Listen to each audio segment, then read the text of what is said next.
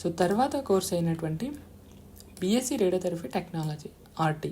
So దీనికి సంబంధించినటువంటి category wise rank cut off చూసుకుంటే కనుక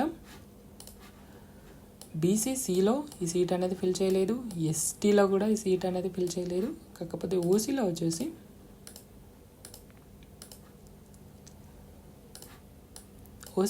మనకి EWS OC general cut off వచ్చేసి 5,754 ర్యాంక్ కట్ ఆఫ్ అయిపోయింది. ఈడబ్ల్యూఎస్ ఓసీ ఫీమేల్ కేటగిరీ వచ్చేసి 4,417 ర్యాంక్ అనేది కట్ ఆఫ్గా ఉండడం జరిగింది. ఓసీ జనరల్లో మనకి మెయిల్ క్యాండిడేట్కి సీట్ అనేది కౌన్సిలింగ్కి పిలవడం జరిగింది. సో బీసీబీ అదేవిధంగా బీసీఏ కేటగిరీలో కూడా ఈ సీట్ అనేది ఫిల్ చేయలేదు పోస్ట్ వెబ్ కౌన్సిలింగ్లో. తర్వాత ఎస్సీలో జనరల్లో మనకి ఈ సీట్ అనేది ఫిల్ చేశారు 10,727 ర్యాంక్ కట్ ఆఫ్తో. తర్వాత బీసీడీలో కూడా మనకి ఈ సీట్ అనేది ఫిల్ చేయలేదు.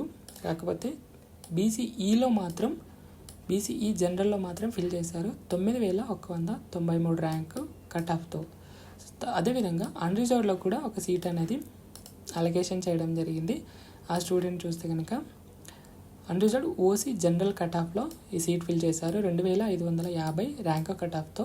బీసీఏ ఫీమేల్ క్యాండిడేట్కి ఈ సీట్ అనేది కౌన్సిలింగ్కి పిలవడం జరిగింది. సో ఇది రేడియోథెరపీకి సంబంధించినటువంటి category wise rank cut of.